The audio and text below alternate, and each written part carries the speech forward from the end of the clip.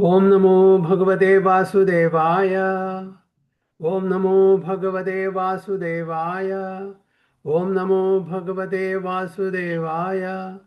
ओम अज्ञानतिमिरान्धस्य ज्ञानाञ्जनशलाकया चक्षुरुन्मिलितं येन तस्मै श्रीगुरुवे नमः। श्रीचैतन्यमनोभीष्टं स्थापितं येन भूतले स्वयं रूप कदा मह्यं ददाति स्वपदान्तिकं वन्देऽहं श्रीगुरुं श्रीयुतपदकमलं श्रीगुरुं प्रथमांश्च श्रीरूपं साग्रजातं सहगणरघुनाथान्वितं तं सजीवं साद्वैतं सावधूतं परिजनसहितं कृष्णचैतन्यदेवं श्रीराधाकृष्णपादान् सहगणललिता शिवशाखान्वितंश्च हे कृष्णा करुणा सिन्धो दीनबन्धो जगत्पते गोपेश गोपिका कान्द राधा कान्द नमोस्तुते तप्त काञ्चन गौराङ्गी राधे वृन्दावनेश्वरी वृषभानुसुते देवे प्रणमामि हरिप्रिये वाञ्छाकल्पतरुभ्यश्च कृपा सिन्धुभ्येव च पतितानां पावनेभ्यो वैष्णवेभ्यो नमो नमः। नमः ओं विष्णुपादाय कृष्णपृष्ठाय श्रीमदे भक्तिवेदान्त स्वामिने नामिने नमस्ते सारस्वती देवे गौरवाचारिणे निर्विशेष शून्यवादी पाश्चात्य देश तारिणे। जय श्री कृष्ण चैतन्य प्रभु नित्यानंद श्री अद्वैत गदाधर शिवासादि गौर भक्त वृंद। हरे कृष्ण कृष्ण कृष्ण हरे हरे हरे राम राम राम हरे हरे। नारायणं नमस्कृत्यं नरं चैव नरोत्तमं देवीं सरस्वतीं व्यासं ततो जयमुदीरयेत्। नष्टप्रायेषु भद्रेषु नित्यं भागवत सेवया भगवती उत्तमश्लोके भक्तिर्भवति नैष्टिकीं मूकं करोति वाचालं पङ्गुं लङ्घयते गिरिं यत्कृपातमहं वन्दे श्रीगुरुं दिनदारिणं परमानन्दमाधवं श्रीचैतन्यमीश्वरम्। योऽन्ध प्रविश्य मम वाचमिमां प्रसुप्तां सञ्जीवयति अखिलशक्तिधरस्वतनाम्नाम् अन्यां च हस्तचरणश्रवणत्वगादीन् प्राणां नमो भगवते पुरुषाय तुभ्यं। जयतं सुहृदो पङ्गुर्मम मन्दमतिर्गति मत्सर्वस्य पादाम्बुजो राधां मदनमोहनो तमादिदेवं करुणानिधानं तमालवर्णं सुहितावतारम् अपार संसार समुद्र सिंधुं भजामहे भगवदस्वरूपम्। परमानंद पाठाय प्रेमवर्षीयक्षराय दे सर्वदा सर्वसेव्याय श्रीकृष्णाय नमोस्तुमे। गुरुवे गौरचंद्रादि ददालये कृष्णाय कृष्णभक्ताय तद्भक्ताय नमो नमः। हरे कृष्ण ओम तत्सत्। എല്ലാവർക്കും ഇന്നത്തെ ശ്രീമദ് ഭാഗവത ക്ലാസ്സിലേക്ക് സ്വാഗതം. ഹരേ കൃഷ്ണ.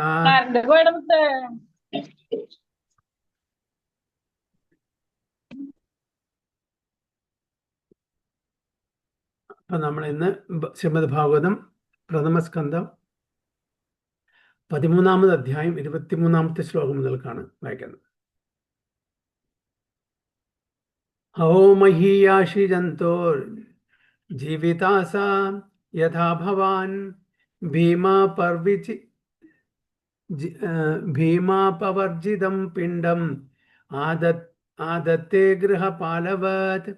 അഹോ മഹീയസി ജന്തു ജീവിതാസ യഥാ ഭവാൻ ഭീമാപവർജിതം പിണ്ഡം ആദത്തെ ഗൃഹപാലവത്. ഹരേ കൃഷ്ണ. हरे कृष्ण प्रभु। हरे कृष्ण. ओम नमो भगवते वासुदेवाय। अहो महीयसी जन्तुर्जीविताशा यथा भवान् भीमापवर्जितं पिण्डमादत्ते गृहपालवत्. वर्तनं भावार्थं by His Divine Grace Abhay Charanaravindam Bhaktivedanta Swami Srila Prabhupada की जय. അഹോ കഷ്ടം, ജീവിതം തുടരാനുള്ള ജീവസത്തയുടെ ആഗ്രഹം എത്ര പ്രബലമാണ്. വാസ്തവത്തിൽ ഭീമൻ തരുന്ന ഉച്ഛിഷ്ട ഭക്ഷണവും കഴിച്ച് അങ്ങേ ഒരു വീട്ടുനായിയെ പോലെ ജീവിക്കുന്നു. ഹരേ Krishna. ഹരിബോൾ. Alas, how powerful are the hopes of a living being to continue his life. Verily, you are living just like a household dog and are eating remnants of food given by Bhima. ഹരേ കൃഷ്ണ. അപ്പൊ നമുക്ക് എല്ലാവർക്കും അറിയാം, വിതുരര് തീർത്ഥാടനം കഴിഞ്ഞ് തിരിച്ചു വന്നിരിക്കുകയാണ്. ധൃതരാഷ്ട്രരെ എങ്ങനെയെങ്കിലും ഉദ്ധരിക്കാൻ വേണ്ടിയിട്ട്. കാരണം ഇത്രയും കാലം ധൃതരാഷ്ട്ര ഗൃഹസ്ഥാശ്രമത്തിൽ എങ്ങനെയാണ് ജീവിച്ചത്? ഗൃഹമേധിയായിട്ടാണ്.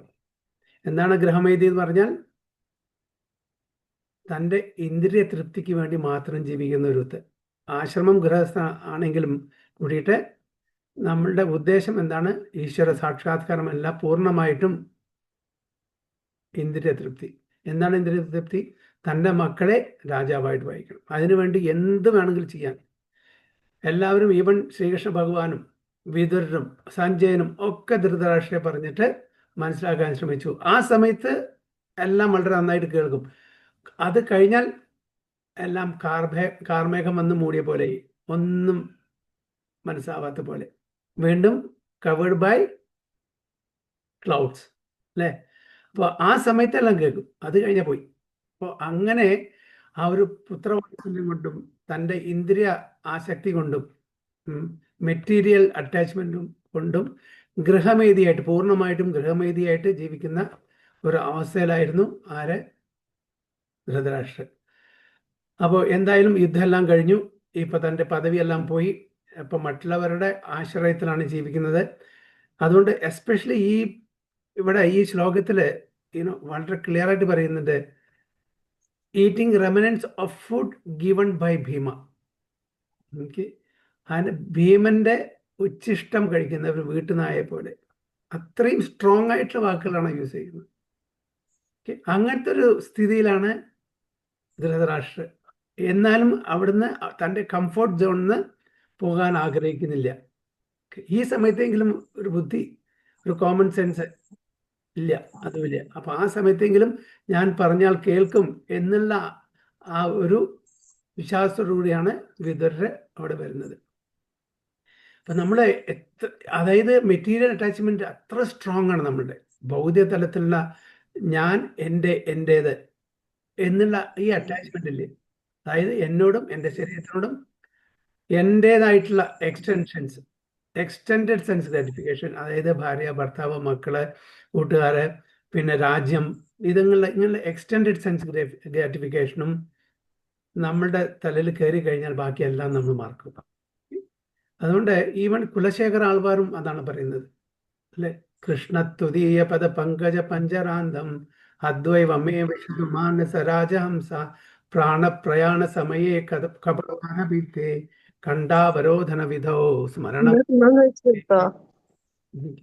അതായത് ഈ മനുഷ്യന്റെ ജീവൻ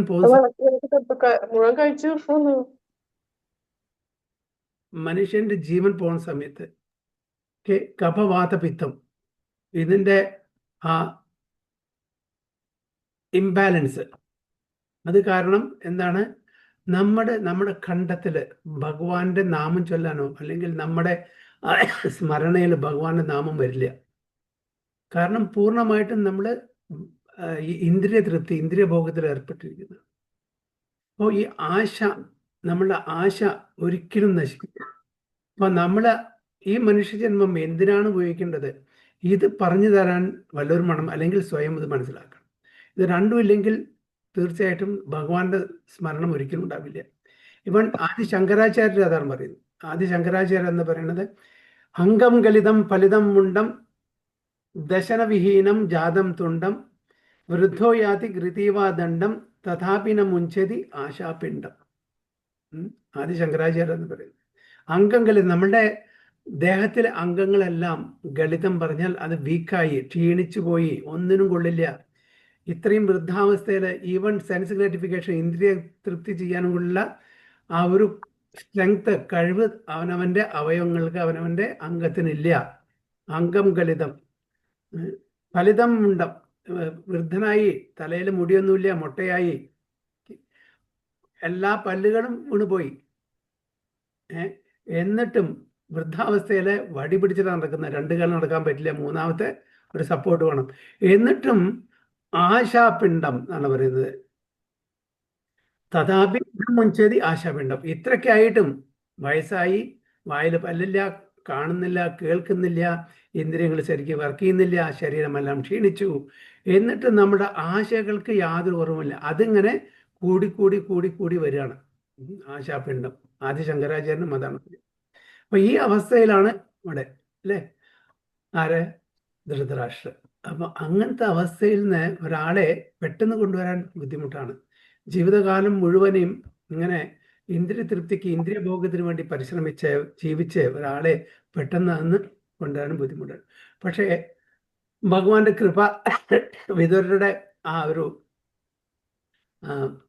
നല്ലൊരു അഡ്വൈസ് ആദ്യം മുതൽക്കേ ഈ അഡ്വൈസ് പോകുന്നുണ്ട്. പക്ഷേ എന്തോ കാരണവശാലും അത് കേൾക്കുന്നില്ല. ഇനിയെങ്കിലും ഈ സമയത്തെങ്കിലും ഈ എൻ്റെ ഉപദേശം സ്വീകരിക്കും എന്നുള്ള ആശയോടുകൂടിയാണ് ഇവിടെ വരുന്നത്. അപ്പോൾ ഇവിടെ ഉപമിച്ചിരിക്കുന്നത് ഒരു വീട്ടുനായെ പോലെയാണ്. അതും എന്താണ്, ഭീമൻ കൊടുക്കുന്ന ഉച്ഛിഷ്ടം.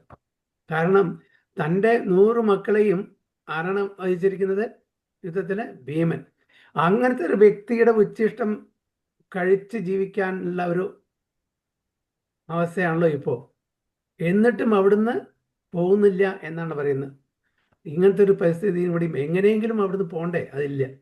അതാണ് ഭീമന്റെ പ്രത്യേകിച്ച് എടുത്ത് പറഞ്ഞിരിക്കുന്നത്. ഭീമന്റെ കൈ കൊണ്ടാണ് ധൃതരാഷ്ട്ര 100 മക്കളുടെയും അന്ത്യമുണ്ടായിരിക്കുന്നത്. അങ്ങനത്തെ ഒരു വ്യക്തിയുടെയാണ് വിശേഷം ഇവിടെ കഴിച്ച് ജീവിക്കുന്നത് എന്നാണ് പറയുന്നത്. So a sadhu should never flatter kings or rich man to live comfortably at their cost. ഒരു സാധുവിന്റെ ജോലി എന്താണ്? ഒരാളെ ഫ്ലാറ്റർ ചെയ്യല്ല. അവർ പറയുന്നതിൽ യെസ് മൂടല്ല. സാധാരണ ആൾക്കാർ എന്താണോ സംസാരിക്കുന്നത് കാരണം അവരെ പ്രീതിപ്പെടുത്താൻ, അവരുടെ പ്രീതി വാങ്ങാൻ വേണ്ടിയിട്ട് അവർ യെസ് യെസ് യെസ് യെസ്. പക്ഷെ സാധു അല്ല. സാധു എന്താണ്? സാധു കട്ട് ത്രൂ. അതിൻ്റെ ആ ഹൃദയഗ്രന്ഥി, കർമ്മഗ്രന്ഥി ഇതെല്ലാം എന്താ അതായത് അറിവിൻ്റെ വാളുകൊണ്ട് മുറിക്കും. അതാണ് ചെയ്യുന്നത്. പ്രഭുപാദ പറയുന്നത് ഒരു സാധുവിൻ്റെ ഹൃദയം എപ്പോഴും എങ്ങനെയായിരിക്കണം?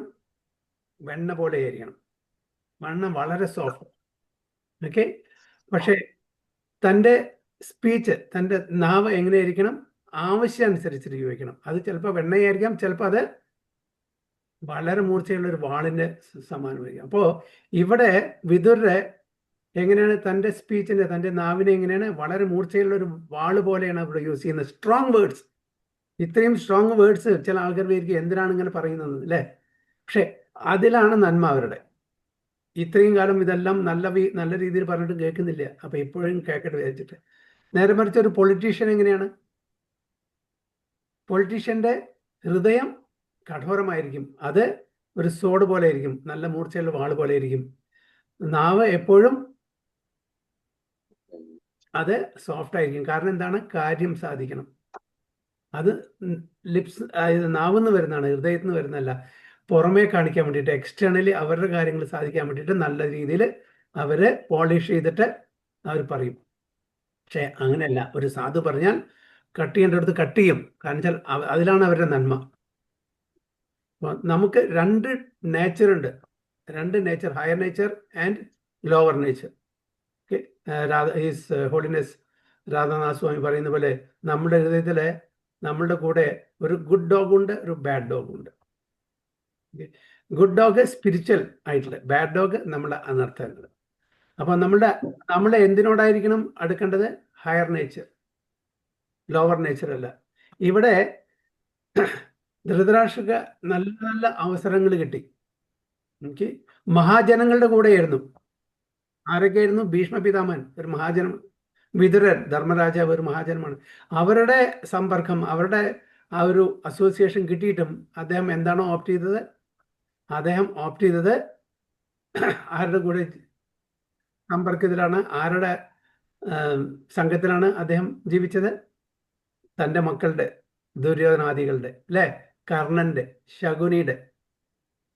അവർക്ക് അദ്ദേഹത്തിന് അവസരം ഉണ്ടായിരുന്നു നല്ല രീതിയിൽ ഹയർ നേച്ചറിൽ പോകാൻ വേണ്ടിയിട്ട്. പക്ഷേ അതിൽ പോയില്ല. അതുകൊണ്ടാണ് നമുക്ക് അവസരം ഉണ്ടായിട്ടും നമ്മളുടെ ചോയ്സ്, നമ്മളെ ഓപ്റ്റ് ചെയ്തത് തെറ്റായിട്ടുള്ള പാതയായിരുന്നു. പ്രഭുപാദ ഒരിക്കല് തൻ്റെ ഡിസൈപ്പിൾസ് ഒരു ബിസിനസ് മാനെ പരിചയപ്പെടുത്തി. അതിനെ കൊണ്ട് കാണിച്ചു. അദ്ദേഹം ഡൊണേഷൻ ഒക്കെ നന്നായി കൊടുക്കുന്നതാണ്. അപ്പോൾ അദ്ദേഹത്തിനെ പരിചയപ്പെടുത്തിക്കൊണ്ടോ, ഇദ്ദേഹത്തിൻ്റെ ഗ്ലാസ് ഫാക്ടറി ഉണ്ട്, വളരെ റിച്ചാണ്. ഓ, ഗ്ലാസ് ഫാക്ടറി ഉണ്ട്, ഓ വെരി ഗുഡ്. ഗ്ലാസ് എന്തെന്നാണ് ഉണ്ടാകുന്നത് ചോദിച്ചു. പറഞ്ഞു സാൻഡ് എന്നാണ്. സാൻഡ് എവിടെ നിന്നാണ് വരുന്നത്? അത് എർത്ത്, ഭൂമിയിൽ നിന്നാണെന്ന്. ഭൂമി എവിടെ നിന്നാണ് വരുന്നത്? അപ്പോൾ അദ്ദേഹത്തിന് ഉത്തരമില്ല. അപ്പോൾ ഭഗവാൻ എന്നാണെന്ന് പറഞ്ഞു. Okay. So you are A thief എന്ന് പറഞ്ഞു. നിങ്ങളൊരു കള്ളന മോഷണമാണ്. പ്രകൃതിയിൽ നിന്ന് ചൂഷണം ചെയ്ത് നിങ്ങൾ ബിസിനസ്സിൽ പൈസ ഉണ്ടാക്കുകയാണ്. You are A thief. അപ്പൊ എല്ലാവരും ഭക്തന്മാർ, അയ്യോ അദ്ദേഹത്തിന് കള്ളൻ എന്ന് പറഞ്ഞു, അദ്ദേഹം നല്ലൊരു ഡൊണേഷൻ തരുന്ന ആളാണ്, പൈസ കൊണ്ട് സഹായിക്കുന്ന ആളാണ്. അപ്പൊ എങ്ങനെ? അല്ലല്ല Prabhupada, he's a big donator, is a big contributor for our movement. Oh is he? Then is a small thief. കാരണം എന്താ? അയാൾ ചെറിയ എന്താ അപ്പ പറഞ്ഞ ചെറിയത്? കാരണം വെച്ചാൽ അദ്ദേഹത്തിന് കിട്ടുന്ന പൈസയിൽ നിന്ന് ഒരു വിവിധം ഭഗവാന്റെ ഡിവോഷണൽ ആക്ടിവിറ്റീസിൽ യൂസ് ചെയ്യുന്നുണ്ട്. മനസ്സിലാക്കിയില്ലേ? അപ്പോൾ then is a small thief എന്നാണ് പറഞ്ഞത്. അപ്പോൾ എന്തായാലും നമ്മളെ പ്രകൃതിയിൽ നിന്ന് എന്തെങ്കിലും എടുക്കുന്നെങ്കിൽ അതിന് നമ്മൾ എന്തെങ്കിലും പ്രകൃതിയിലേക്കും മറ്റുള്ളവർക്കും കൊടുത്തില്ലെങ്കിൽ നമ്മുടെ മോഷ്ടാക്കളാണ്. അതാണ് പ്രഭുപാദ പറയുന്നത്. പ്രഭുപാദ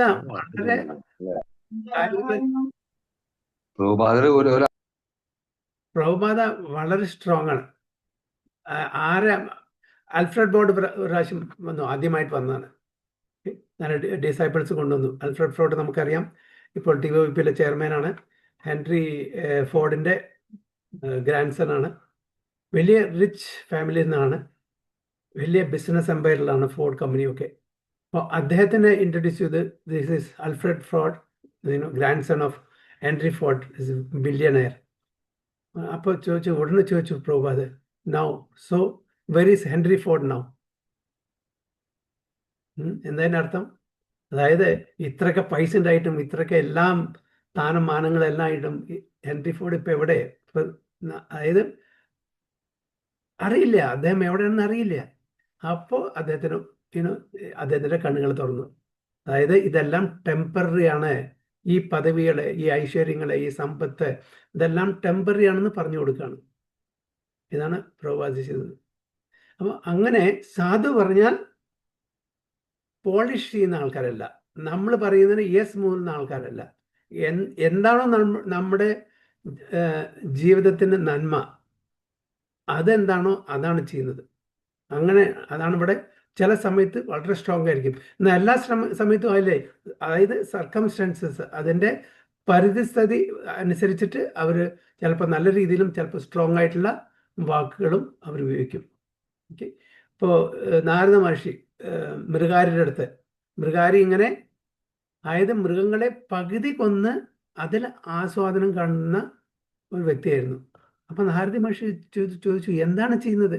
നിങ്ങൾ എന്തിനാണ് പകുതി കൊന്നിട്ട് അങ്ങനെ മൃഗങ്ങളെ വിടുന്നത്? അവരെ മുഴുവൻ കൊല്ലൂന്നാണ് പറഞ്ഞത്, അങ്ങനെ പകുതി കൊന്ന്. അപ്പോൾ അവിടെ എന്താണ് പറഞ്ഞത്? അവിടെ അയ്യോ നീ നരകത്തിൽ പോകുമ്പോൾ അതൊക്കെ പിന്നീട് പറഞ്ഞു. പക്ഷെ ആദ്യം എന്ന് പറഞ്ഞാൽ അവരെ മുഴുവൻ കൊല്ലും. ആരാലും പറയുക മുഴുവൻ കൊല്ലാൻ വേണ്ടി ആരും പറയൂ ഇവിടെ? അപ്പോൾ അത് വേറെ രീതി സോഫ്റ്റ് ആയിട്ട് അവിടെ പറഞ്ഞു കൊടുത്തു.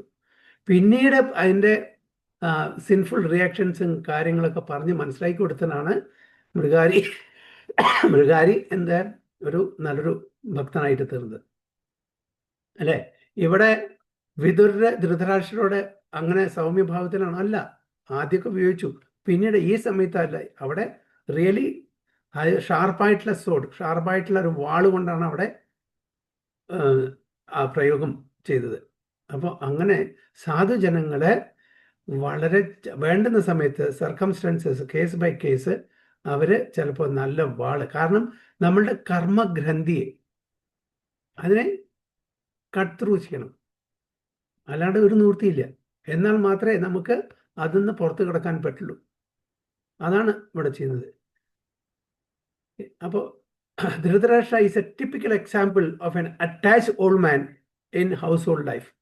He had become a pauper in the true sense, yet he wanted to live comfortably in the household of Pandavas, of whom Bhima especially is mentioned because personally he killed two prominent sons of Dhritarashtra, namely Duryodhana and Dushasana. These two sons were very much dear to him for their notorious and nefarious activities, and Bhima particularly pointed out because he killed these two pet sons. അതായത് ധൃതരാഷ്ട്രയ്ക്ക് ഏറ്റവും വേണ്ടപ്പെട്ട രണ്ട് മക്കളായിരുന്നു ആരാണ്? ദുര്യോധനും ദുശാസനും. അവരുടെ പേരെടുത്ത് പറഞ്ഞിട്ടാണ് അത് insight ചെയ്യുന്നത് ധൃതരാഷ്ട്രയെ. അവരുടെ നിങ്ങളുടെ വേണ്ടപ്പെട്ട പ്രിയപ്പെട്ട എല്ലാ മക്കളും അതിൽ പ്രിയപ്പെട്ട രണ്ട് പുത്രന്മാരെ പേരെടുത്ത് ദുര്യോധനെയും ദുശാസനെയും കൊന്ന ആ ആളുടെ ഉച്ഛിഷ്ടമാണോ നിങ്ങൾ കഴിക്കുന്ന ഒരു വീട്ടുനായെ പോലെ നിങ്ങൾ ജീവിക്കുന്ന ഒരു വീട്ടിലത് എന്നാണ് ചോദിക്കുന്നത്. These two sons are very much dear to him for their notorious and nefarious activities, and Bhima is particularly pointed out because he killed these two pet sons. Why was Dhritarashtra living there at the house of the Pandavas? Because he wanted to continue his life comfortably, even at the risk of all humiliation. Okay. ഇത്ര ഒരു പരിഹാസ്യമായിട്ടുള്ള ഒരു ജീവിതം അല്ലേ, അങ്ങനത്തെ ഒരു ജീവിതം ഇത്രയൊക്കെ, അതായത് തൻ്റെ കംഫോർട്ട് സോൺ അതെന്ന് നമുക്ക് ഹ്യൂമിലിറ്റി വേണം, not humiliation. Vidura therefore was astonished how powerful is the urge to continue life. The sense of continuing one's life indicates that a living being is eternally a living entity and does not want to change his bodily habitation. അതായത് നമ്മൾ eternal living beings ആണ്, ശാശ്വതമായിട്ടുള്ള ജീവാത്മാക്കളാണ്. അതുകൊണ്ട് നമ്മൾ ഒരിക്കലും അന്ത്യം ആഗ്രഹിക്കുന്നില്ല. വളരെ meaning full ആയിട്ടുള്ള ഒരു ലൈഫ് വളരെ കുറച്ച് കാലം ജീവിച്ചാൽ മതി. വളരെ കുറച്ച് കാലം ജീവിച്ചാലും നമ്മുടെ ഒരു മീനിങ് ഫുൾ ലൈഫാണെങ്കിൽ അതായിരിക്കും പറ്റുക. അല്ലാണ്ട് കുറേ ലോങ് ലൈഫ് കിട്ടിയിട്ട് വേസ്റ്റ്ഫുൾ ആയിട്ടുള്ള ഒരു ലൈഫ് ജീവിച്ചിട്ടുണ്ടെന്ന കാര്യം, ഫുൾ ഓഫ് വേസ്റ്റ്, ഒരു കാര്യമില്ല. ഞാൻ 150 കൊല്ലം ജീവിക്കുന്നു, എനിക്കും ഉപയോഗമില്ല, എൻ്റെ കൂടെ ഉള്ളവർക്കും ഉപയോഗമില്ല. അങ്ങനെ ഞാൻ 150 വർഷം ജീവിച്ചിട്ട് എന്താ കാര്യം? നേരെ മറിച്ച് ഒരു 30 കൊല്ലം 40 കൊല്ലം ജീവിച്ചിട്ടുള്ളൂ, അത് മീനിങ് ഫുൾ ആയിട്ട് എനിക്കും മറ്റുള്ളവർക്കും ഉപകാരപ്രദമാകുന്ന രീതിയിൽ ജീവിച്ചാൽ അതല്ലേ ഏറ്റവും നല്ലത്. അത്രയും ഷോർട്ട് ലൈഫ് സ്പാനിൽ ഒരുപാട് കാര്യങ്ങൾ ചെയ്ത ആചാര്യന്മാരാണ്. ആദിശങ്കരാചാര്യ വീണ്ടും വേദങ്ങളെ തിരിച്ചു കൊണ്ടുവന്നു. വളരെ 32 years, 32 കൊല്ലത്തിൻ്റെ ഉള്ളിൽ എന്തെല്ലാം ചെയ്തു അല്ലേ. അപ്പോൾ അത് വർത്താണ്, വർത്ത് ലിവിങ് ആണത്. അതേപോലെ നമ്മുടെ ചൈതന്യ മഹാപ്രഭു 48 വർഷമേ ജീവിച്ചുള്ളൂ. നമുക്ക് തന്ന എന്താണ്? യുഗധർമ്മം. ആരും തന്നിട്ടില്ല. ഈ ഹരേ കൃഷ്ണ മന്ത്രം ഈ ഹരേ കൃഷ്ണ മന്ത്രം നമ്മുടെ ശാസ്ത്രങ്ങൾ പ്രതിപാദിച്ചിട്ടുണ്ടെങ്കിലും കൂടിയിട്ട് നമുക്ക് തന്നത് ഇത്, അതിൻ്റെ ഇമ്പോർട്ടൻസും അതിൻ്റെ പ്രാധാന്യം നമുക്ക് മനസ്സിലാക്കി തന്നത് ആരാണ്? ചൈതന്യ മഹാപ്രഭു. ഷോർട്ട് ടേം ലൈഫാണ് 48 കൊല്ലം. അങ്ങനെ എത്രയോ ആചാര്യന്മാരുണ്ട് വളരെ. അപ്പോൾ നമ്മുടെ ലൈഫ് മീനിങ് ഫുൾ അല്ലെങ്കിൽ നമുക്ക് എത്ര വർഷം അതായത് ഈ ലൈഫ് കിട്ടിയിട്ടും കാര്യമില്ല എന്നാണ് പറയുന്നത്. So this sense of continuing one's life indicates that a living being is eternally a living entity, does not want to change bodily habitation. The foolish man does not know that a particular term of bodily existence is awarded to him to undergo a term of imprisonment, and the human body is awarded after many births and deaths as a chance for realization to go back home, back to Godhead. അപ്പോൾ നമുക്ക് തന്നിരിക്കുന്ന ഈ മനുഷ്യ ജന്മം എന്തിനാണ്? ഇത് നമ്മളെല്ലാവരും മറക്കുകയാണ്. ഈ മനുഷ്യജന്മം നമ്മളെ ഇവിടെ റിഫോം ചെയ്ത ശേഷം തിരിച്ച് ഭഗവത് ധാമിലേക്ക് പോകാനുള്ള ഒരു അവസരമാണ്. This is A rehabilitation centre, reformation centre. അത് മനസ്സിലാക്കാതെ ഇതിൽ നമ്മുടെ ഭൗതിക ലോകത്തിലെ ഇന്ദ്രിയ തൃപ്തിക്ക് വേണ്ടി ഇന്ദ്രിയ ഭോഗങ്ങൾ ചെയ്ത് ജീവിക്കാൻ ആഗ്രഹിക്കുന്നു മിക്ക ആൾക്കാരും. But persons like Dhritarashtra try to make plans to live there in a comfortable position with profit and interest, for they do not see things as they are. Dhritarashtra is blind and continues to hope to live comfortably in the midst of all kinds of reverses of life. But Dhritarashtra spiritually blind ആണ്, materially blind ആണ്. നമ്മൾ materially blind അല്ല, നമ്മൾ spiritually blind. നമ്മൾ ഈ ലോകത്തിലെ as it is കാണുന്നില്ല. നമ്മൾ കാണുന്ന പോലെയല്ല ഈ ലോകം, നമ്മൾ കാണുന്ന പോലെയല്ല ലോകം. പക്ഷേ കാരണം നമുക്ക് ഉൾക്കാഴ്ചയില്ല, സ്പിരിച്വൽ വിഷൻ ഇല്ല. നമുക്ക് നമ്മളുടെ കണ്ണുകൾ എന്താണ്? മാംസചക്ഷുവാണ്. നമുക്ക് ദിവ്യ ചക്ഷു ഇല്ലാത്തത് കൊണ്ടാണ് നമ്മൾ ഈ ഭൗതിക ലോകത്തിൽ വീണ്ടും വീണ്ടും ഇന്ദ്രിയ ഭോഗം ചെയ്ത് ആസ്വദിക്കാൻ വേണ്ടി ശ്രമിക്കുന്നത്. അപ്പോൾ എത്ര തന്നെ റിവേഴ്സസ് നമുക്ക് ലൈഫ് ഉണ്ടായിരുന്നു, അതായത് അൺഫേവറബിൾ ആയിട്ടുള്ള പ്രതികൂലമായിട്ടുള്ള കാര്യങ്ങൾ നമ്മുടെ ജീവിതത്തിൽ ഉണ്ടായാലും ശരി, വീണ്ടും അതിനെ ഗൗനിക്കാതെ വീണ്ടും നമ്മൾ ഇന്ദ്രിയ ഭോഗം എന്ന് പറഞ്ഞാൽ എന്താണ്? എന്താണ് ഇന്ദ്രിയഭോഗം എന്ന് പറഞ്ഞാൽ? നമ്മളെ വീണ്ടും ഈ ഭൗതിക ലോകത്തിൽ ബന്ധിപ്പിക്കും. അതാണ്. അതിന്ന് പുറത്തു വരാൻ വേണ്ടിയിട്ടാണ് പറയുന്നത്. അതാണ് നമ്മൾ ചെയ്യേണ്ടത്. അതാണ് we should cut the notes of material bondage with the soared of knowledge എന്ന് പറയുന്നത്. ഈ കർമ്മഗ്രന്ഥി അത് നമ്മുടെ അറിവാവുന്ന വാളുകൊണ്ട് മുറിക്കണം. അത് നമുക്ക് സ്വയം പറ്റില്ല. ഇപ്പൊ എൻ്റെ കൈയും കാലും കെട്ടിയിരിക്കുകയാണ്, നിങ്ങളുടെയും കൈയും കാലും കെട്ടിയിരിക്കുകയാണ്. എനിക്ക് നിങ്ങളെ മോചിപ്പിക്കാൻ പറ്റില്ല. കാരണം ഞാനും ബന്ധനസ്ഥാനാണ്, നിങ്ങളും ബന്ധനസ്ഥാനാണ്. അപ്പോൾ നമുക്ക് ആരാണ് ഫ്രീ? ആരുടെയും കൈയും കാലും കെട്ടിയിട്ടില്ല, അവർക്ക് മാത്രമേ മറ്റുള്ളവരെ ബന്ധനസ്ഥനായിട്ടുള്ള ആൾക്കാരെ മോചിപ്പിക്കാൻ പറ്റുള്ളൂ. അപ്പോൾ അതിന് ഉതകുന്ന ആൾക്കാരാണ് ഗുരുജനങ്ങൾ. അവർ ഫ്രീ ആണ്. അവര് ഈ ഭൗതിക ലോകത്തിലാണെങ്കിലും കൂടിയിട്ട് ഈ ഭൗതിക ലോകത്തിലെ ആൾക്കാരെ അല്ല. അപ്പൊ അങ്ങനത്തെ ഒരു വ്യക്തിക്ക് മാത്രമേ, അങ്ങനത്തെ ഒരു ഗുരുവിന് മാത്രമേ നമ്മളെ ഇതൊന്നും മോചിപ്പിക്കാൻ പറ്റുള്ളൂ. അല്ലാതെ ആർക്കും മോചിപ്പിക്കാൻ പറ്റില്ല. അപ്പൊ അതുകൊണ്ട് തീർച്ചയായിട്ടും നമ്മൾ ഒരു ഗുരുവിനെ ആശ്രയിക്കണം. അതുകൊണ്ടാണ് ഭഗവാൻ ഭഗവത്ഗീത പറയുന്നത്, തദ്വിധി പ്രണിപാതേന പരിപ്രശ്നേന സേവയാൽ ഉപദേശ ജ്ഞാനം ജ്ഞാനിന തത്വദർശിന. അപ്പോൾ നമ്മൾ ഒരു ബോണഫൈഡ് ഗുരുവിനെ സമീപിക്കണം. സമീപിച്ചാൽ മാത്രം പോരാ, നമ്മളെ ചോദിക്കണം. ഒരുപാട് ചോദ്യങ്ങളുണ്ട് നമുക്ക്. ഓക്കെ, സാധാരണ ചോദിക്കുന്ന ചോദ്യങ്ങളല്ല.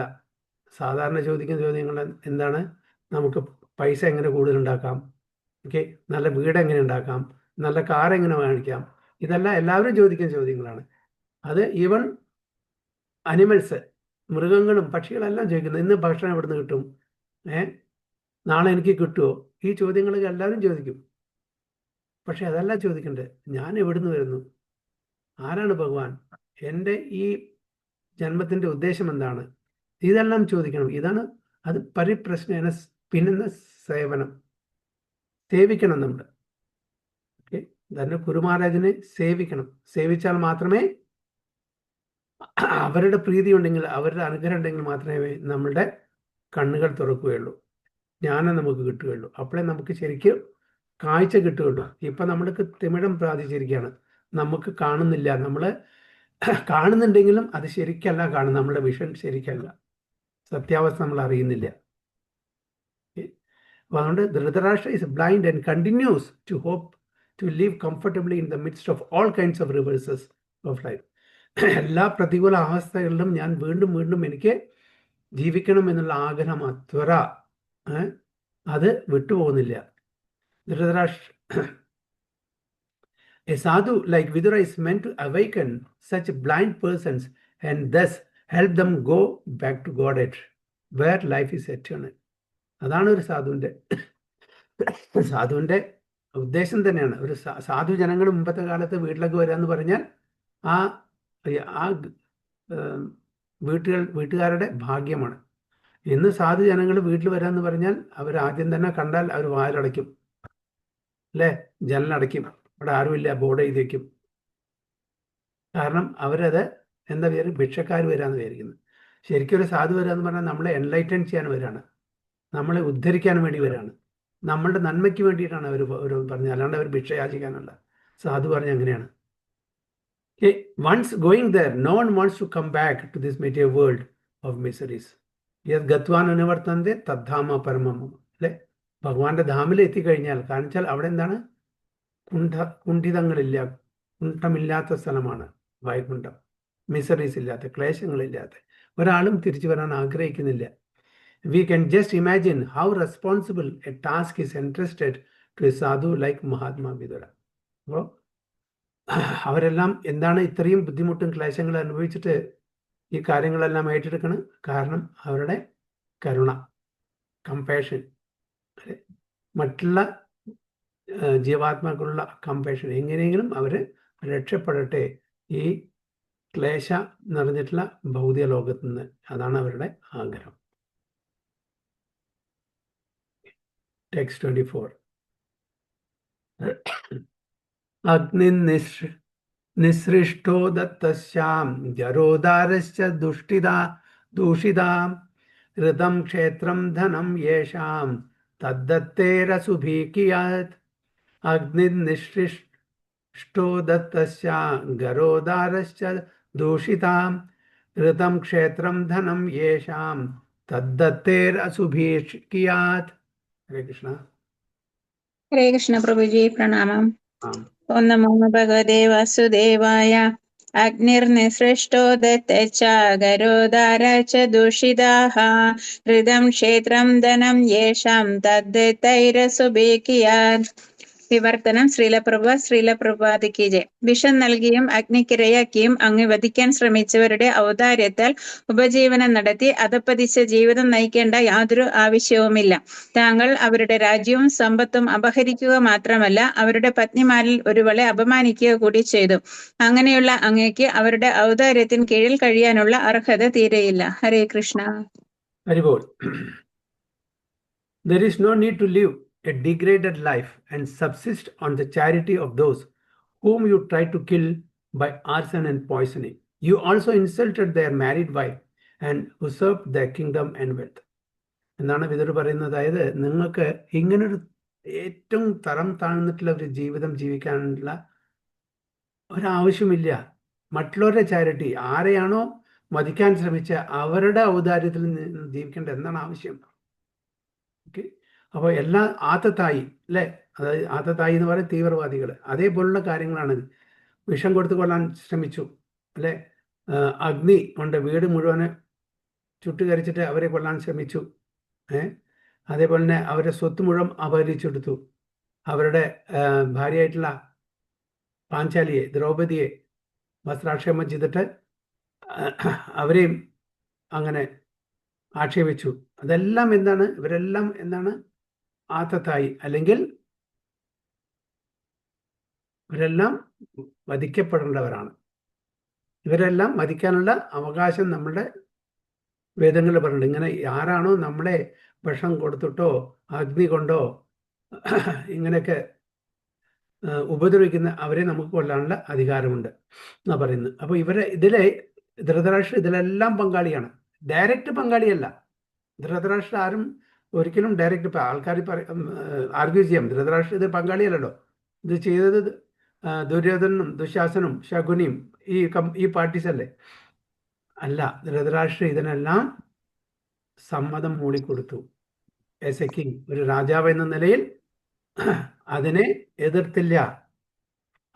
അത് നിർത്താനുള്ളും അത് ചെയ്യാൻ പാടില്ല എന്ന് പറയാനുള്ള അധികാരം അദ്ദേഹത്തിനുണ്ടായിരുന്നു. അപ്പോൾ സൈലന്റ് ആയിട്ട് അതിന് അപ്രൂവൽ കൊടുക്കുകയാണ് ചെയ്തത്. അതുകൊണ്ട് അദ്ദേഹം ഇതിൻ്റെ ഭാഗഭാക്കാണ് ഈ ക്രൂരതകളുടെ, അല്ലേ? അപ്പോൾ ഇങ്ങനത്തെ ഒരു വീട്ടിൽ നിങ്ങൾക്ക് ജീവിക്കാനുള്ള അർഹത, എന്തിനാണ് നിങ്ങൾ ഇങ്ങനത്തെ ഒരു തരം താഴ്ന്ന ജീവിതം ജീവിക്കുന്നത് എന്നാണ് ഇവിടെ പറയുന്നത്.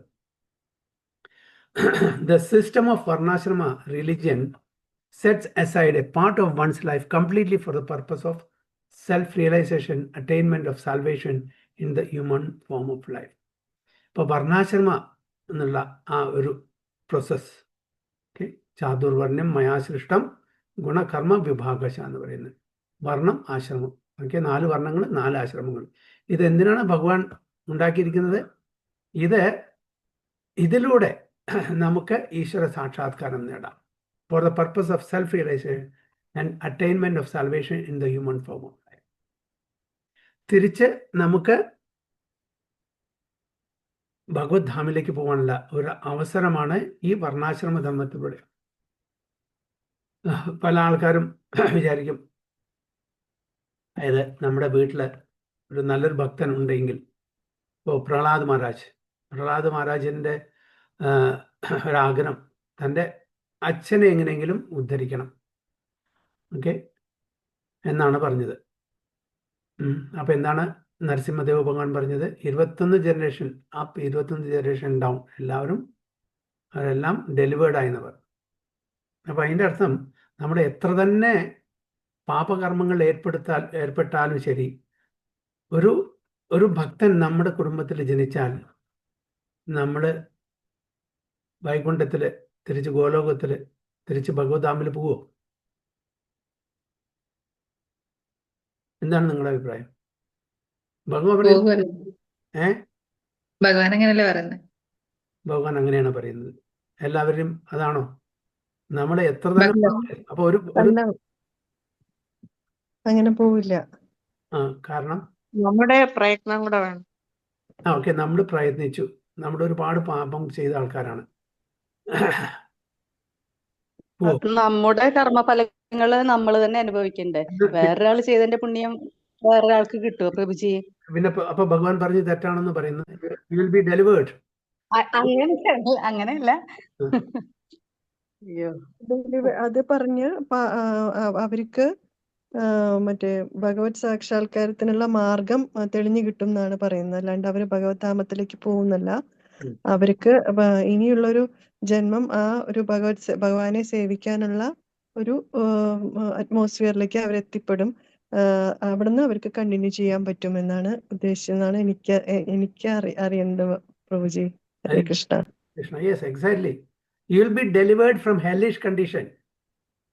And അർത്ഥം you will be delivered to spiritual world അല്ല പറയുന്നത്.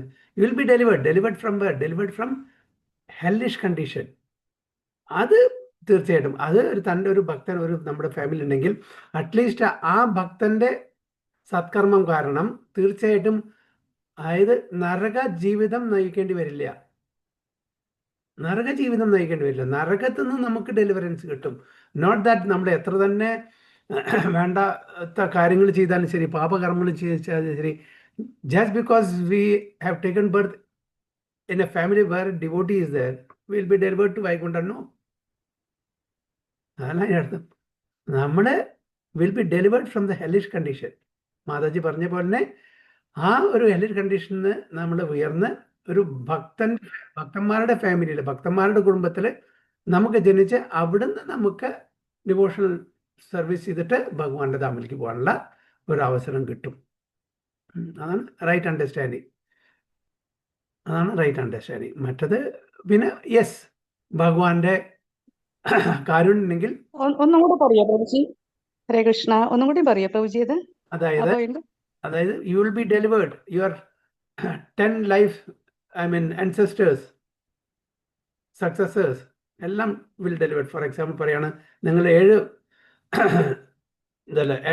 ജന്മത്തിലെ ancestors വരാൻ പോകുന്ന ആൾക്കാർ എല്ലാവരും ഡെലിവർ ആവുമെന്ന് പറഞ്ഞാൽ delivery from the hellish condition, അതായത് നരകത്തിൽ നിന്നുള്ള ആ ജീവിതത്തിൽ നിന്ന് അവരെ ഉദ്ധരിക്കപ്പെടും. എന്നിട്ട് അവർക്ക് നല്ല ഭക്തന്മാരുടെ ഒരു കുടുംബത്തിലോ ഇത് കിട്ടിയിട്ട് അവർക്ക് അവിടുന്ന് ഒരു ഭക്തനായിട്ട് അവർക്ക് വൈകുണ്ഠത്തിലോ ഗോലോകത്തിലോ ഈശ്വര സാക്ഷാത്കാരം നേടിയിട്ട് തിരിച്ചു പോകാനുള്ള അവസരം കിട്ടും എന്നാണ് പറയുന്നത്. അല്ലാണ്ട് ഞാൻ കുറേ പാപങ്ങൾ ചെയ്തിട്ടുണ്ട്, പക്ഷെ ഞാനൊരു ഭക്തന്റെ ഫാമിലിയിലാണ് ജനിച്ചിരിക്കുന്നത്. ആ ഭക്തൻ കാരണം എനിക്ക് എൻ്റെ പാപകർമ്മങ്ങളിൽ നിന്ന് എനിക്ക് കിട്ടില്ല. ഞാൻ മാതാജി പറഞ്ഞ പോലെ ഞാൻ ചെയ്ത കാര്യങ്ങൾ ഞാൻ തന്നെ അനുഭവിക്കണം. അത് അനുഭവിച്ച് തീർന്ന പിന്നെ ഒരു ഭഗവാന്റെ ലീലകളുടെ ഒരു ഭാഗമാണെങ്കിൽ അത് വേറെ കാര്യം. അഘാസുരന് പേഴ്സണൽ ലിബറേഷൻ കിട്ടി. അഘാസുരൻ പറഞ്ഞാൽ ഒരു സാധാരണ അസുരനാണെങ്കിലും കൂടിയിട്ട് ഒരു ലീലയുടെ ഭാഗമാണ് അവരെല്ലാം. പിന്നെ ശിശുപാൽ, ദണ്ഡവക്ര, അതേപോലെ രാവണൻ, കുംഭകർണ, ഹിരണ്യാക്ഷ, ഹിരണ്യകശിപു, ഇവരെല്ലാം ആൾക്കാർ ആരാണ്? ജയവിജയന്മാരാണ്.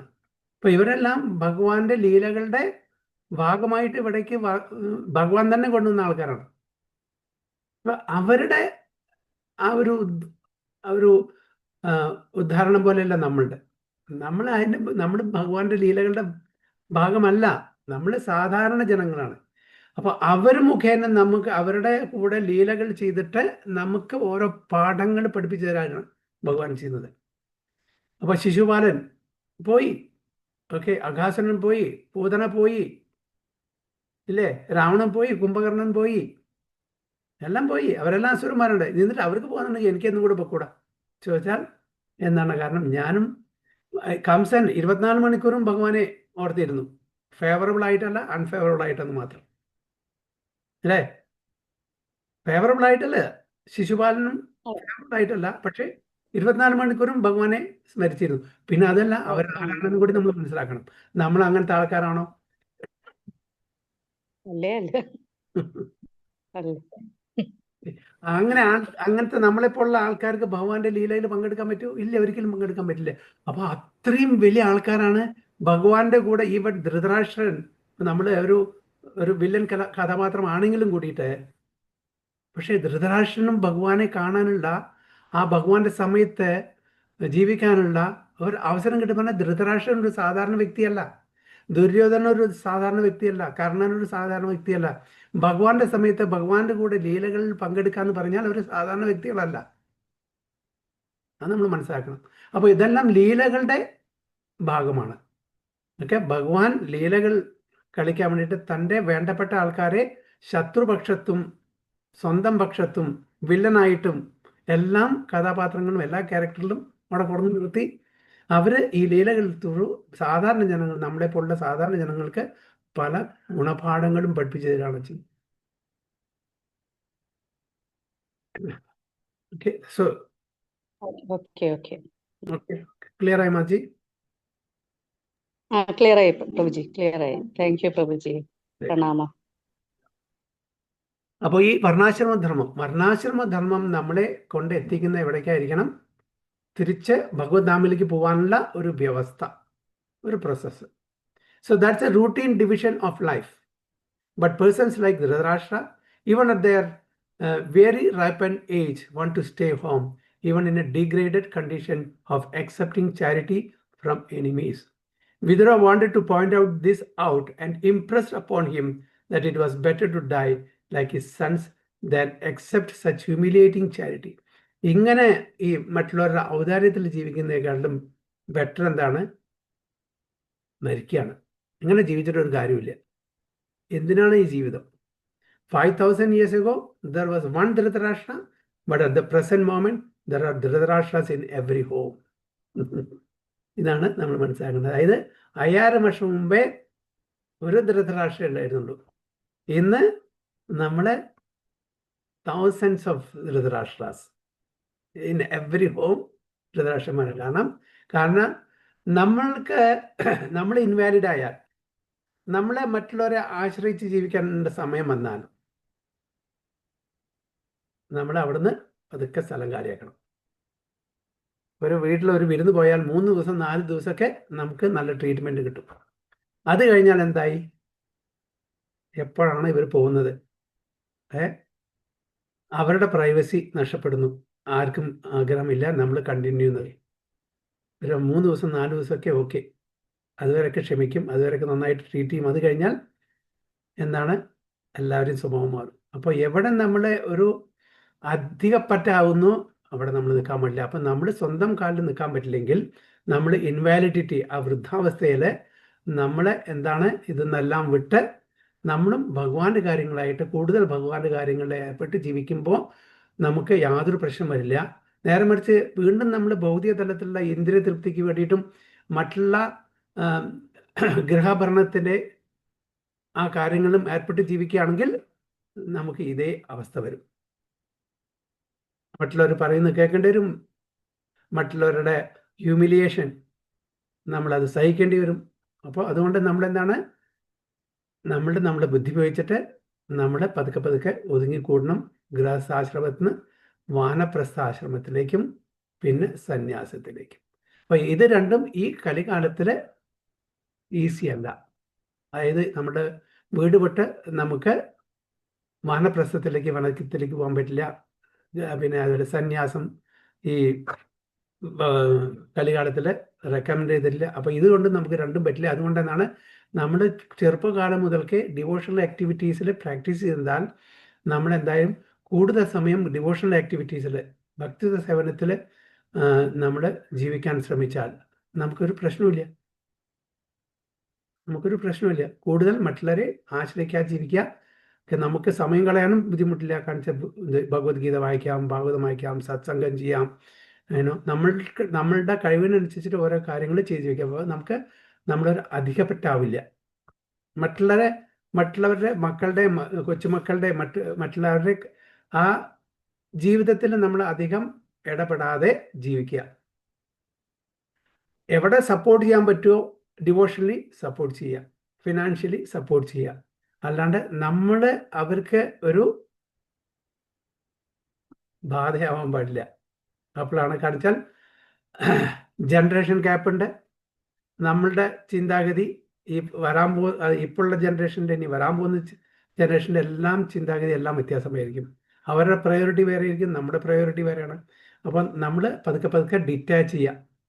അങ്ങനെ ഡിറ്റാച്ച് ചെയ്താൽ നമുക്ക് ഒരു പ്രശ്നമില്ലാണ്ട് നമുക്ക് ജീവിക്കാൻ പറ്റും. അല്ലാത്ത സമയം നമ്മളുടെയും സ്ഥിതി ഇതേപോലെ ആയിരിക്കും, ആർക്കും വേണ്ടാതെ. നമ്മളത് എന്താണ് പറയുന്നത് മലയാളത്തിൽ, കഴിച്ചിട്ട് ഇറക്കാനും വയ്യ, മധുരിച്ചിട്ട് തുപ്പാനും വയ്യ, അങ്ങനത്തെ സ്ഥിതിയിലായിരിക്കും. അപ്പം എല്ലാവരുടെയും, അതായത് ഒരു എബോവ് 50 ഏജുള്ള എല്ലാവരുടെയും സ്ഥിതി ഇപ്പം തന്നെ കാര്യമായിട്ട് സീരിയസ് ആയിട്ട് ഡിവോഷണൽ ആക്ടിവിറ്റീസിൽ ഏർപ്പെട്ടിട്ടില്ലെങ്കിൽ ബുദ്ധിമുട്ടാണ്. അപ്പോൾ നമ്മൾ കൂടുതൽ ഡിവോഷണൽ ആക്ടിവിറ്റീസിൽ ഏർപ്പെട്ട് കൊണ്ടേയിരിക്കണം നമ്മുടെ ഏജ് കൂടുന്തോറും. എന്നാൽ നമ്മൾ രക്ഷപ്പെട്ടു. ഭഗവാന്റെ ആ കൃപാകടാക്ഷം കൂടി ഉണ്ടെങ്കിൽ പ്രശ്നമില്ലാതെ നമുക്ക് ജീവിതം മുന്നോട്ട് കൊണ്ടുപോകാം. പിന്നെ അവസാനം ഭഗവാന്റെ കൃപ കൊണ്ട് നമുക്ക് ഭഗവതാമനം എടുക്കും. So politicians especially do not retire from political activities unless they are dragged by the cruel hand of death or killed by some opposing enemy. ആ പൊളിറ്റീഷ്യൻ്റെ കാര്യം പ്രഭാത് ഇവിടെ പറയാൻ കാരണം അവർക്ക് ഈ ഭൗതിക ലോകത്തുള്ള ആസക്തി, തൻ്റെ സീറ്റിനോടുള്ള കുരിശിയോടുള്ള ആസക്തി, കസേരയുള്ള ആസക്തി, ഒരിക്കലും അത് വിടാൻ അവർ ആഗ്രഹിക്കുന്നില്ല. അപ്പോൾ നേച്ചർ അവരെ എന്താണ് തീർച്ചയായിട്ടും അവർക്ക് അതിനുള്ള പണിഷ്മെന്റ് കൊടുക്കും. ഡ്രാഗ് ദം, അവർ കസേരയിൽ നിന്ന് അവരെ പിടിച്ച് വലിച്ച് താഴേക്കിടും. മരണം, cruel hand of death or killed by some opposing element. To stick to family life to the end of one's human life is the grossest type of degradation. മരണം വരെ ഈ ഗൃഹസ്ഥാശ്രമത്തിൽ ഇന്ദ്രിയഭോഗം ചെയ്ത് ജീവിക്കുക എന്ന് പറയുന്നത് ഏറ്റവും ഗ്രോസസ് ടൈപ്പ് ഓഫ് ഡിഗ്രേഷൻ, ഏറ്റവും താഴ്ന്ന നിലയ്ക്ക് നമ്മൾ കൊണ്ടുവന്നത് ഒരു പരിസ്ഥിതിയാണ്. And there is an absolute need for Viduras to educate such Dhritarashtra. അപ്പോൾ അങ്ങനത്തെ വിദുരന്മാർ നമ്മൾക്ക് വേണ്ടിയിട്ട്, നമ്മളെല്ലാം ധൃതരാഷ്ട്രന്മാരാണ്. അപ്പോൾ നമ്മളുടെ ഇടയിൽ ഇതേപോലുള്ള വിദുരന്മാർ വേണം, even at the present moment എന്നാണ് പ്രഭുപാദരുടെ അഭിപ്രായം. അപ്പോൾ ഈ സമയത്ത് അന്ന് 5000 വർഷം മുമ്പ് ഒരു ധൃതരാഷ്ട്രം ഉണ്ടായിരുന്നു. ഇന്ന് ഓരോ വീട്ടിലും നമുക്ക് ധൃതരാഷ്ട്രന്മാരെ കാണാം.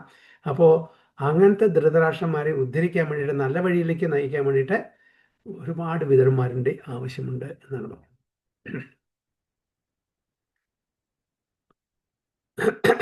25 തസ്യാപി തവ ദേഹോയം കൃപണസ്യ ജിജീവിഷോ പരൈതി അനിച്ഛദോ ജീർണോ ജരയാ വാസസി ഇവ. തസ്യാപി തവ ദേഹോയം കൃപണസ്യ ജിജീവിഷോ പരൈതി അനിച്ഛദോ ജീർണോ ജരയാ വാസസി ഇവ.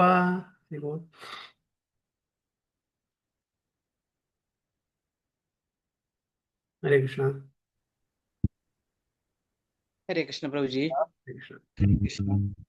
തസ്യാപി തവ ദേഹോയം കൃപണസ്യ ജിജീവിഷോ നിശ്ചിതോ ജീർണോ ചരയോ വാസസി ഇവ. ശ്രീല പ്രഭുപാദ്. ഹരേ കൃഷ്ണ. അങ്ങ് മരിക്കുവാൻ വിമുഖനായിരിക്കുകയും അന്തസ്സും അഭിമാനവും വിലയായി നൽകി പോലും ജീവിക്കാൻ ആഗ്രഹിക്കുകയും ചെയ്താലും അങ്ങയുടെ ലുബ്ധമായ ശരീരം തീർച്ചയായും ഒരു പഴയ വസ്ത്രത്തെ പോലെ ക്രമേണ ക്ഷയിക്കുകയും ജീർണിക്കുകയും ചെയ്യും. Hare Krishna. Hare Krishna. Thank you Prabhuji. Okay. Despite your unwillingness to die and your desire to live even at the cost of honor and prestige, your miserly body will certainly dwindle and deteriorate like an old garment. Okay. നമ്മുടെ മരിക്കാൻ ആരും മരിക്കാൻ ആഗ്രഹിക്കുന്നില്ല. അതാണ് സത്യം. മരണത്തെപ്പറ്റി നമ്മൾ പറയും, പക്ഷെ മരണം അടുത്ത ആഴ്ച വരുന്നു, നമുക്കൊരു നോട്ടീസ് കിട്ടുകയാണെങ്കിൽ പരീക്ഷിത് മഹാരാജിനെ പോലെ നമ്മളാവില്ല. ആവോ? ആരെങ്കിലും അങ്ങനെ ചിന്തിക്കുന്നുണ്ടോ? എനിക്കൊരു നോട്ടീസ് കിട്ടുകയാണ് 7 ദിവസം കൊണ്ട് മരിക്കാൻ പോവാണ്, അല്ലെങ്കിൽ 7 മണിക്കൂർ കൊണ്ട് മരിക്കാൻ പോവാണ്, ഞാൻ പരീക്ഷിത് മഹാരാജാവിനെ പോലെ ആവില്ല. കാരണം നമ്മൾ ഇത്രയും കാലം ജീവിച്ചത് അതുപോലെയല്ല. അപ്പോൾ നമ്മൾ ഒരിക്കലും മരിക്കാൻ ആഗ്രഹിക്കുന്നില്ല.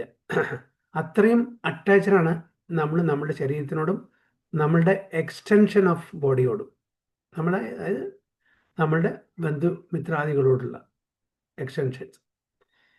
അപ്പോൾ നമ്മളുടെ ആഗ്രഹം നമ്മളുടെ സ്വന്തം മാനം നാണം ഇതെല്ലാം ത്യജിച്ചിട്ടും നമ്മൾ എങ്ങനെയും ഈ ശരീരത്തിൽ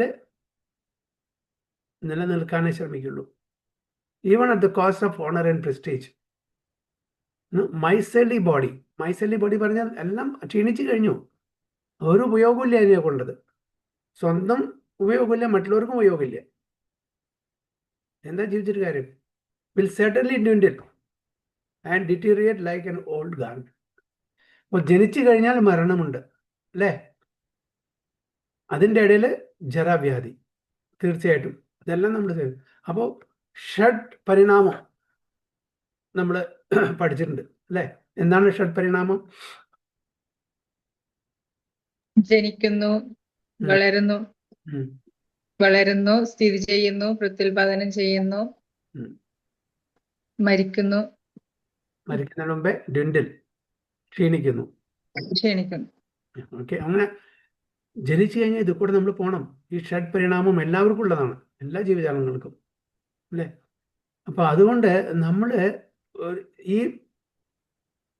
ശരീരം വിടുക എന്ന് പറഞ്ഞാൽ ഒരു ഉടുപ്പ് മാറുന്ന പോലെയുള്ളൂ. ഈ ശരീരം വിട്ടാൽ വേറൊരു ശരീരം കിട്ടുന്നു. ഒന്നുകിൽ നമുക്ക് ഭൗതിക തലത്തിലുള്ള ശരീരം കിട്ടും, നല്ലൊരു ഭക്തനായിട്ടുണ്ടെങ്കിൽ നമുക്ക് ആധ്യാത്മിക ശരീരം കിട്ടും. അപ്പോഴും നമുക്ക് ശരീരമുണ്ടോ? ശരീരമുണ്ട്. ശരീരം എന്ന് പറഞ്ഞാൽ സച്ചിദാനന്ദമായിട്ടുള്ളത്. ഓക്കെ, അവിടെ ശരീരവും ആത്മാവിൻ്റെ വ്യത്യാസമില്ല എന്ന് മാത്രം. So the word കൃപണസ്യ ജിജിവിഷോ ആർ സിഗ്നിഫിക്കൻറ്റ്. കൃപണ എന്ന് പറഞ്ഞ എന്താണ്? മൈസേർലി. കൃപണ, അതിൻ്റെ ഓപ്പോസിറ്റ് എന്താണ്?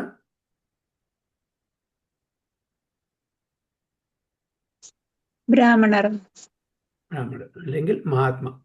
ഓക്കെ, the words കൃപണസ്യ ജിവിഷോ are significant. The two classes of men, one is called the Kripana and the other is called Brahmana. അതായത് മഹാത്മാക്കൾ. The Kripana or the miserly man has no estimation of his material body, but the Brahmana has a true estimation of himself and the material body. എന്തുകൊണ്ടാണ് ബ്രാഹ്മണനെ മഹാത്മാവെന്ന് പറയുന്നത്? ഇവിടെ കൃപണന്മാർ മൈസേർലിയാണ്, പിശുക്കന്മാരാണ്, സ്റ്റിഞ്ചിയാണ്. അതായത് പണം കൊണ്ടല്ല, പണത്തിൻ്റെ കാര്യത്തിലല്ല പറയുന്നത്. അവർക്ക് ജീവിത ലക്ഷ്യം അറിയുന്നില്ല. ഈ ലൈഫ് എന്തിനാണ്, ഈ മനുഷ്യജന്മം എന്താണ് അവർക്ക് അറിയുന്നില്ല. പരമസത്യം അവർ മനസ്സിലാക്കുന്നില്ല. പക്ഷെ ബ്രാഹ്മണന്മാർ എന്തുകൊണ്ടാണ് മഹാത്മാവെന്ന് പറയുന്നത്? ഇവിടെ ഒരു വേദ പഠനം നടത്തുന്നു, സ്പിരിച്വൽ ആയിട്ടുള്ള കാര്യം. ഓക്കെ, ബ്രഹ്മജാനാതി ഇതി ബ്രാഹ്മണ. ബ്രഹ്മനെ മനസ്സിലാക്കുന്നവർ അല്ലേ? അതുകൊണ്ട് അവർ മഹാത്മാക്കളാണ്. ബ്രാഹ്മണൻ എന്ന് പറഞ്ഞാൽ എന്താണ്? അവരുടെ ബ്രഹ്മജാനാതി ഇതി ബ്രാഹ്മണ, ബ്രഹ്മനെ അവർ അറിയുന്നവരാണ് ബ്രാഹ്മണൻ. അപ്പോൾ the Kripana having a wrong estimation of his material body wants to enjoy sense gratification with his utmost strength, and even in old age he wants to become a young man by medical treatment or otherwise. ഇന്നത്തെ കാലത്ത് അതാണ് എല്ലാം നടന്നുകൊണ്ടിരിക്കുന്നത് അല്ലേ? എങ്ങനെയെങ്കിലും നമുക്ക് തിരിച്ച് ആ യുവാവസ്ഥ അല്ലെങ്കിൽ നമ്മുടെ ലൈഫ് പ്രൊളോങ് ചെയ്യണം, കൂടുതൽ ജീവിക്കണം.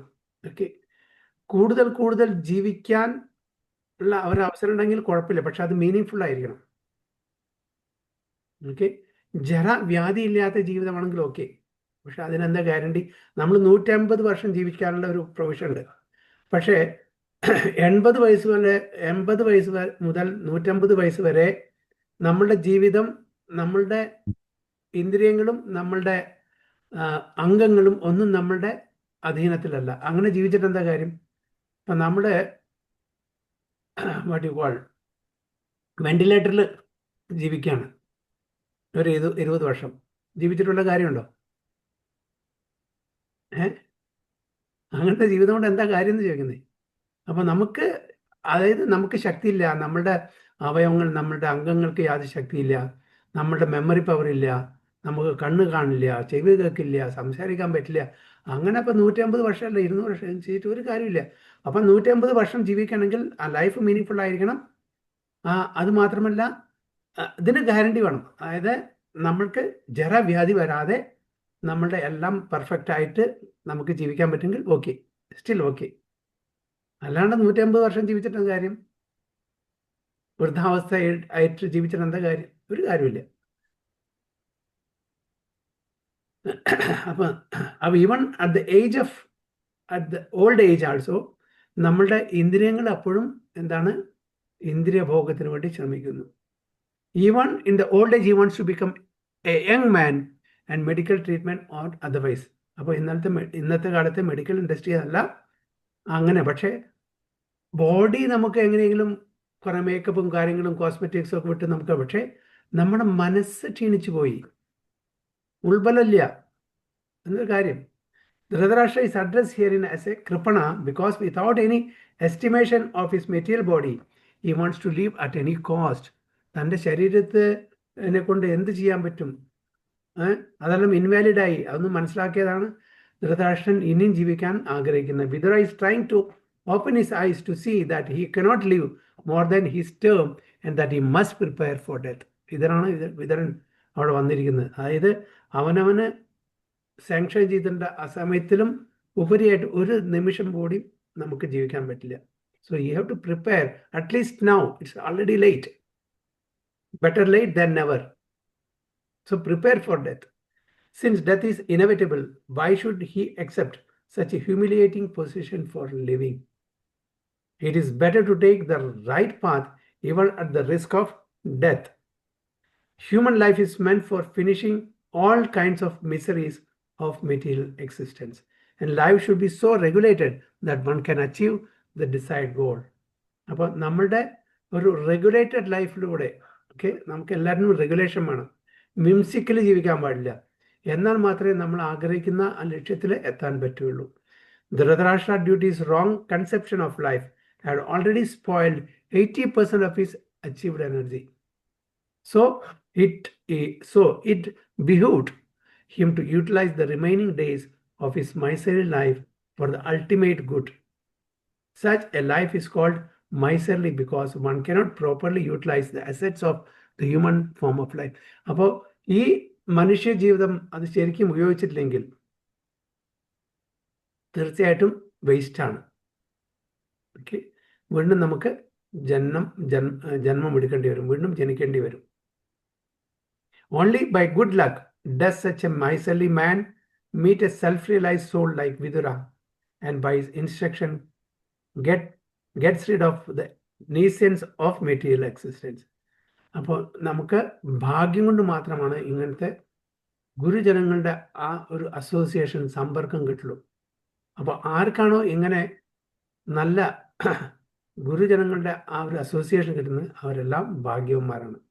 അല്ലാണ്ട് കപട സന്യാസിമാരുടെ, കപട ഗുരുജനങ്ങളുടെ ആ സമ്പർക്കമല്ല വേണ്ടത്. അതായത് നമ്മൾ എന്താണ് ആഗ്രഹിക്കുന്നത് അത് ഹാ എന്ന് പറയണം, യെസ് എന്ന് പറയണം.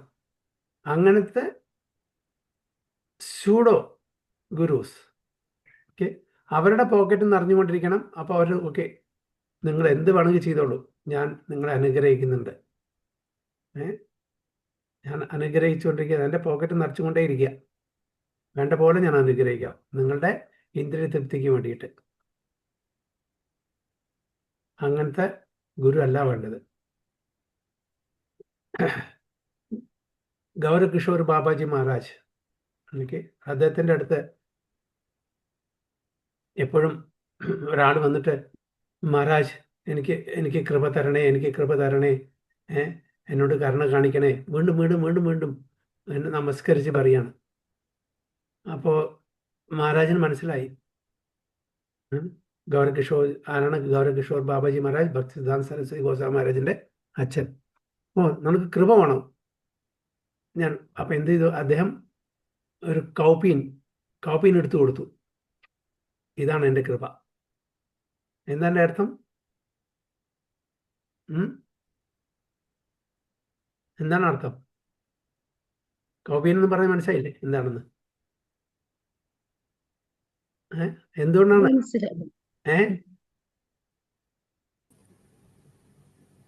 എന്താണ് അർത്ഥം? എന്താണ് ഉദ്ദേശിച്ചത് അദ്ദേഹം? ഭൗതികമായതെല്ലാം ഉപേക്ഷിക്കാൻ. ഭൗതികമായതെല്ലാം ഉപേക്ഷിച്ച് ഒരു സാധുവായിട്ട് ഇനിയെങ്കിലും ജീവിക്കാൻ, അറ്റാച്ച്മെന്റ് ഇല്ലാതെ, ഓക്കെ, റിനൗൺസ് ആയിട്ട് ഇദ്ദേഹം ആഗ്രഹിച്ചെന്താണ്?